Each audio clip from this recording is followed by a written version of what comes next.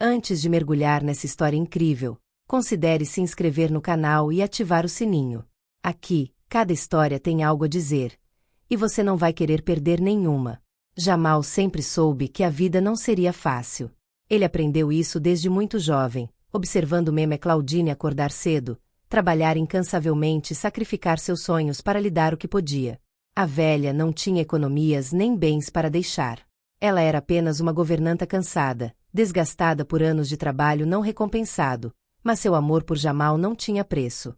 Seus dias eram reduzidos a migalhas de felicidade entre as frias paredes de concreto de seu apartamento, um apartamento dilapidado de 2 cômodos em um prédio no subúrbio sul, onde o riso das crianças era abafado pelo barulho da rua e onde a pobreza parecia permear cada pedra, cada rachadura nas paredes.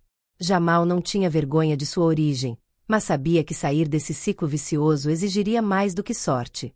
Aos 18 anos, depois de terminar o ensino médio sem diploma, ele assumiu uma série de empregos temporários: garçom em um restaurante de fast food, faxineiro em um hotel, mensageiro de bicicleta para uma rede de restaurantes. Em cada etapa, a precariedade se tornava mais pesada, mais opressiva. Jamal sonhava com um futuro em que não viveria mais da caridade da sociedade.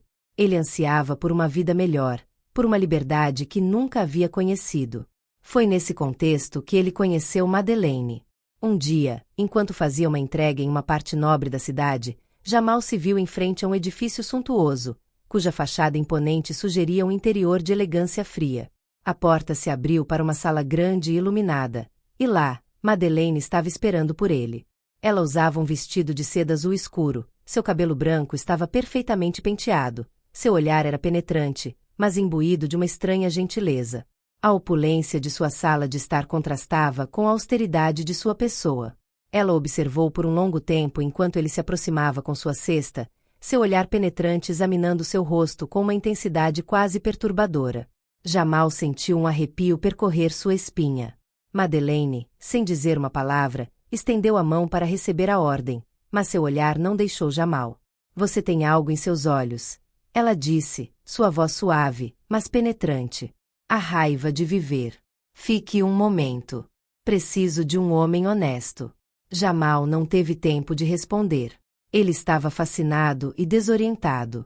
Aquele olhar, aquela voz, tudo nela parecia ressoar com uma verdade que ele não conseguia compreender.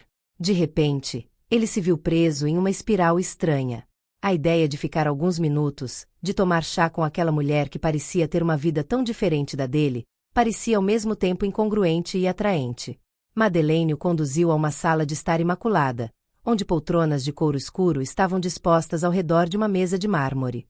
A sala estava cheia de livros antigos, esculturas requintadas e obras de arte. Ela lhe ofereceu um pouco de chá de jasmim e eles começaram a conversar. A cada palavra que ela dizia, Jamal sentia como se estivesse entrando em um universo paralelo, onde tudo parecia mais calmo, mais estável, mais fora de alcance. Depois de algumas horas, Madeleine olhou intensamente e, com uma voz quase calma demais, fez uma proposta surpreendente. Estou sozinho, Jamal, por anos. E acho que encontrei algo raro em você, uma pureza, uma forma de sinceridade que eu não encontrava há muito tempo. Preciso de companhia. Mas isso não é tudo. Tenho algo a lhe oferecer. Em troca da sua presença, da sua lealdade, posso garantir-lhe uma vida que você nunca ousou imaginar. Proponho um casamento de conveniência. Ofereço-lhe uma casa, uma conta bancária, uma vida de luxo. E em troca, você estará lá, ao meu lado. Jamal permaneceu em silêncio. Uma parte dele sabia que havia algo bom demais para ser verdade naquela oferta, mas a tentação de escapar da realidade, de oferecer à avó um futuro menos difícil, o levou a aceitar. O contrato que ela lhe apresentou parecia simples, mas havia uma ambiguidade que ele não conseguia entender. Nos dias seguintes, tudo mudou. O mundo de Jamal foi transformado. Ele acordou em uma sala grande com móveis finos, comeu em restaurantes que nunca pensou que visitaria e usou ternos feitos sob medida. Ele tinha empregados para ajudá-lo, um carro de luxo à disposição e frequentemente jantava com pessoas influentes, políticos e empresários. O contraste era gritante em relação à sua vida anterior e, embora às vezes se sentisse desconfortável, ele gradualmente se acostumou. Mas havia algo estranho em Madeleine. Uma frieza que atravessava sua bondade. Uma espécie de muro invisível que separava Jamal dela, mesmo quando estavam juntos. As noites eram silenciosas, às vezes silenciosas demais, como se a própria mansão escondesse segredos. Todas as noites, Jamal ouvia passos no sótão. Um som crepitante. Uma respiração. Ele fez a mesma pergunta a Madeleine diversas vezes, mas ela sempre evitava. Ela respondeu-lhe gentilmente. São as memórias que funcionam, minha querida. Mas Jamal percebeu que essas memórias não eram tão inocentes quanto ela dizia. Depois apareceu esta porta. Uma porta trancada que o atraía irresistivelmente. Toda vez que ele passava, ele ouvia sussurros e vozes abafadas. Madeleine costumava ir a esta sala, sussurrando palavras, nomes. Jamal começou a duvidar. Então, um dia, Madeleine partiu para uma viagem de negócios para Genebra. Ele tinha as chaves da casa e, embora tenha resistido à tentação por dias, a curiosidade o levou a agir. Ele abriu a porta. O que ele descobriu lá o fez estremecer. Uma sala escura, quase congelante, cheia de arquivos, fotos emolduradas e documentos. Ele se aproximou das paredes e viu os retratos. Jovens negros, todos sorridentes, todos casados com Madeleine. Um arrepio de horror percorreu seu corpo. Ele correu para os arquivos. Cada nome correspondia a uma certidão de óbito. Cada apólice de seguro parecia ter sido assinada logo após o casamento. Uma palavra continuou aparecendo nos documentos. Sucessão ativada. O ar pesava sobre seus ombros. Não foi um casamento. Era uma armadilha.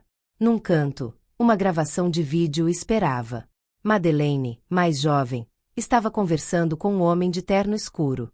Ela estava calma, quase gélida. Ela disse: ele só precisa assinar. Depois o acidente. O resto, como sempre, eu cuido. Jamal sentiu o terror tomar conta dele. Ele não foi o primeiro. Ele era o próximo. Procurando mais, ele encontrou um caderno vermelho, um caderno que parecia conter mais segredos do que ele podia suportar. Lá dentro, nomes, datas, lugares e mortes misteriosas. Todos foram classificados sob o título Acidentes Falsos. Ele entendeu. Ele entendeu que Madeleine não era o que parecia ser. Que seu passado era um cemitério de homens desaparecidos. Que seu amor era apenas uma máscara, um pretexto para suas maquinações macabras. Agora ele estava preso em um jogo mortal. E seu nome, como o de outros antes dele, acabaria aparecendo nessa lista. O tempo estava se esgotando para ele. Jamal tirou fotos e vídeos, mas a adrenalina que corria por seu corpo não foi suficiente para dissipar o medo que crescia dentro dele. Cada imagem, cada momento que ele capturava parecia marcá-lo mais. Ele sentiu o quarto se apertar ao seu redor, como se as próprias paredes tivessem se fechado diante de suas descobertas. Um arrepio percorreu sua espinha. A porta se abriu, ele ouviu os passos de Madeleine ecoando no corredor. Ele sabia que tinha que fugir imediatamente. Mas ele não conseguiu. Uma parte dele, aquele garoto ingênuo e faminto que acreditava que poderia escapar do passado se reinventando, ainda queria acreditar que tinha um futuro a construir, que poderia sair ileso dessa armadilha. Ele tirou uma última foto, um último vídeo. Então ele deu de ombros e, com um gesto quase mecânico, fechou o arquivo, pegou suas coisas e saiu rapidamente, mergulhando na noite escura. Mas, no fundo, uma pergunta já o atormentava. Por que essa loucura? Por que arriscar tudo mergulhando nessa situação que parecia nada mais que uma farsa mórbida? Mas quando ele retornou à mansão, Madeleine já estava lá. Ela esperou por ele, sozinha, como uma marionete que não precisa mais de cordas para se mover. Ela estava calma, tão calma que poderia ser uma estátua viva, congelada em sua própria compreensão dos acontecimentos.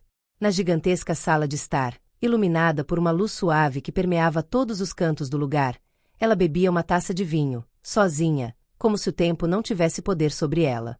Você entrou no quarto, não foi? Ela perguntou com uma voz suave, quase desinteressada. Jamal olhou para ela, com o coração batendo forte. Ele acreditava, no fundo, que poderia escapar dessa realidade, e agora tudo era real demais. Ele girou nos calcanhares, pronto para fugir. Mas ela não o deteve. Nem um gesto, nem uma palavra, apenas aquela frase, uma frase fria, cheia da sabedoria do predador que sabe que já ganhou tudo. Você acha que eu sou um monstro. Mas eles sabiam. Eles concordaram. Você ainda não entendeu o verdadeiro segredo. Então ela se levantou, olhando para ele por um momento como se estivesse lendo seus pensamentos, antes de lhe dar as costas. Ela nem tentou impedi-lo de ir embora, como se já soubesse que ele voltaria. Como se soubesse que ele não tinha para onde ir. Mas isso não significava que ele havia escapado do alcance dela. Foi o começo de um longo pesadelo. Jamal, devastado, tentou denunciar Madeleine. Ele chamou a polícia, apresentou suas evidências, mas a história era inventada demais para ser acreditada. As fotos, os vídeos, tudo parecia flutuar no ar, incongruente, irreal. As evidências estavam desaparecendo uma a uma. Ele bateu em paredes invisíveis. Madeleine não estava sozinha. Ela tinha aliados em todos os lugares. A justiça era lenta, suave, afogada em falhas invisíveis que sabia explorar à vontade.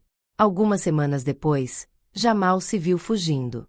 Primeiro em Marsella, depois na Espanha, ele vagou de cidade em cidade, vivendo de biscates, longe da vista, longe de tudo.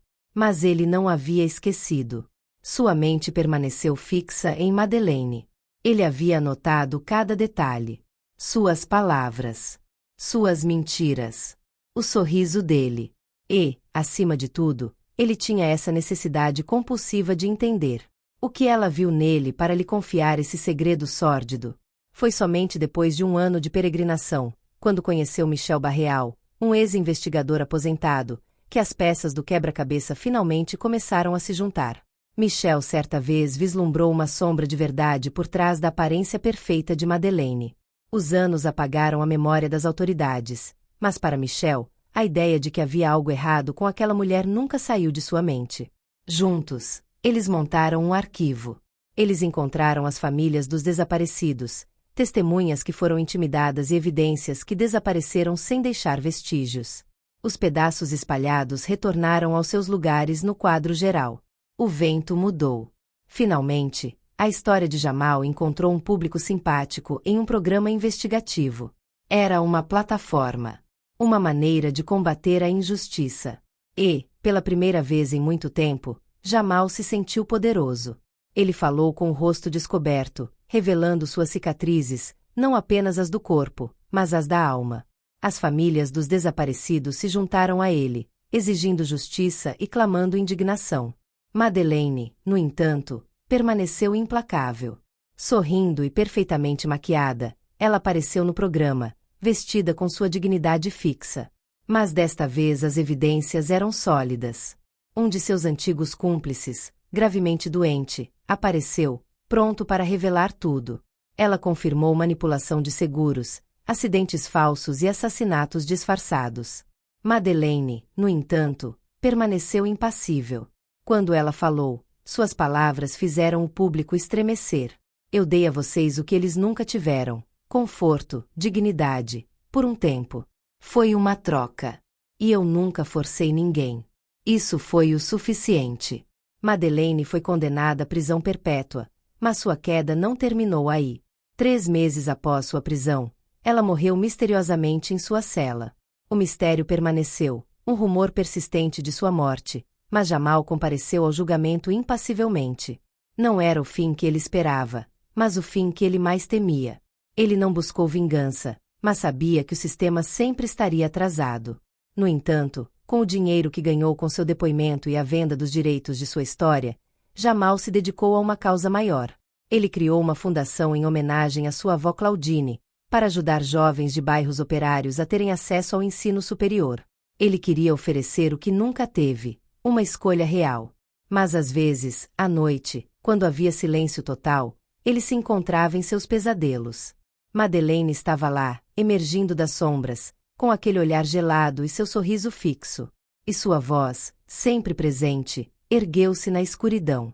Você foi o único que realmente me entendeu. É por isso que deixei você viver.